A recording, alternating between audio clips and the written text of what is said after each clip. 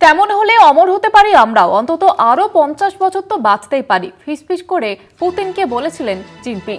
টেবিলে লুকোনো মাইকে ধরা পড়লেও সে কথা মুহূর্তে ছড়িয়ে পড়ল বিশ্বজুড়ে। ৩রা সেপ্টেম্বর মিলিটারি প্যারেডে পাশাপাশি বসেছিলেন পুতিন জিনপিং।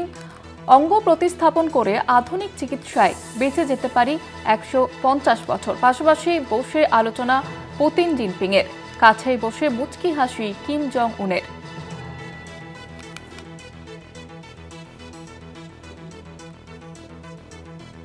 অঙ্গ প্রতিস্থাপন করে আধুনিক চিকিৎসায় বেঁচে যেতে পারি 150 বছর, এমনটাই আলোচনা দুজনের মধ্যে। পাশাপাশি বসে আলোচনা করেন পুতিন জিনপিং এবং কাছে বসেই কিম জং উন সেই কথা শোনেন এবং মুচকি হাসেন।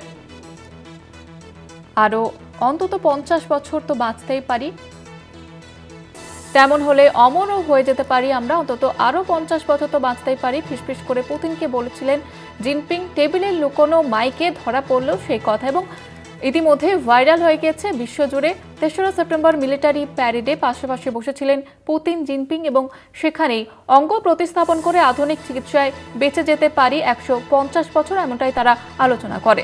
আর এই নিয়ে আরো বিস্তারিতভাবে জানবো, নিউজরুম থেকে সরাসরি রয়েছেন আমাদের পলিটিক্যাল এডিটর আশিস চট্টোপাধ্যায়। আশিস দা, বিস্তারিত জানতে চাইব।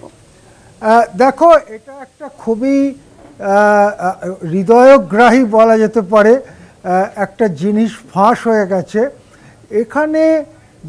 যখন ৩ তারিখে প্যারেড হচ্ছিল বেজিংয়ে, পাশাপাশি বসেছিলেন পুতিন এবং জিনপিং। সেই সময়টায় তারা নিজেদের মধ্যে খোশ গল্প করছিলেন। ব্যাপারটা কোনো একটা সিরিয়াস রাজনৈতিক আলোচনা নয়, খানিকটা খোশ গল্পের মতো। এবং সেখানেই একে অপরের স্বাস্থ্য, শরীর টরীর কেমন আছে এইসব নিয়ে ফিসফিস করে আস্তে আস্তে কথা বলছিলেন আর অনুষ্ঠান চলছিল। সেখানেই জিনপিং এবং পুতিনকে বলতে শোনা যায় যে অনেক বছর বাঁচার সুযোগ আছে, এমনকি আমরা ভাবতেও পারছি না এত বেশি দিন আমরা বেঁচে যেতে পারি। একে অপরকে বলতে থাকেন যে এখন তো অনেক অঙ্গই প্রতিস্থাপন করা সম্ভব, যে অঙ্গটা সেটা লিভারই হোক বা প্যানক্রিয়াস হোক বা কিডনি হোক, যেটার অসুবিধে দেখা দিচ্ছে এবং তার কারণে অসুস্থতা আসছে, সেই অঙ্গটা প্রতিস্থাপন করে দিলে একটা সুস্থ মানুষ, মানে একটা অন্য মানুষের অঙ্গ দিয়ে সেটাকে পাল্টে ফেললেই তো আবার সেটা নতুন হয়ে যাবে। এটা তো অনেক দিন ধরেই পৃথিবীতে এসেছে। তার সঙ্গে নতুন নতুন কত চিকিৎসা পদ্ধতি আসছে, সেসবকে যদি ঠিকমতো ব্যবহার করতে পারি তাহলে তো আমরা 150 বছরও বেঁচে যেতে পারি। এই রকম কথাই একে অপরের দিকে হাসি হাসি মুখে আলোচনা করছিলেন। ঠিক তার পাশে বসেছিলেন উত্তর কোরিয়ার শাসক কিম জং উন। তাকেও দেখা যায় মিষ্টি মিষ্টি হাসতে এবং বেশ খোশ গল্প জমে ওঠে কি করে আরও বেশি দিন বাঁচা যায়। আমরা অনেক দিন ধরেই এমন গুজব শুনি যে পুতিনের শরীর বিশেষ ভালো নয়, পুতিন নাকি অনেক কিছু অসুখ বিসুখে ভুগছেন।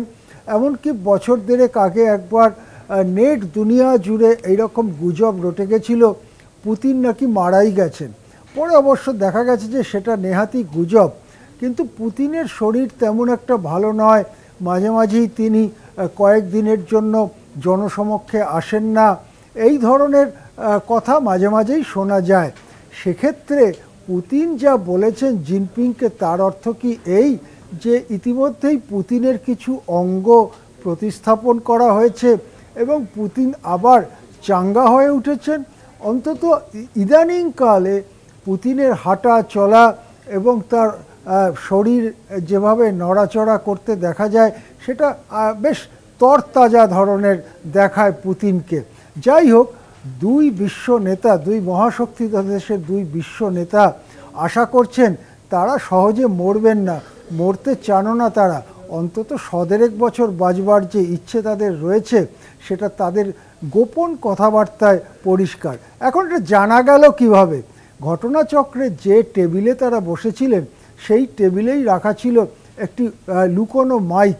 সেই মাইকে কথাবার্তাগুলো তাদের অজান্তেই রেকর্ড হয়ে যায় এবং সেই রেকর্ডিংসটা কোনোভাবে ফাঁস হয়ে যায় এবং তার থেকেই সারা দুনিয়া জানতে পারে বিশ্বের দুই মহাশক্তিধর দেশের সর্বশক্তিমান নেতারা নিজেদের মধ্যে কী খোশগল্প করছিলেন।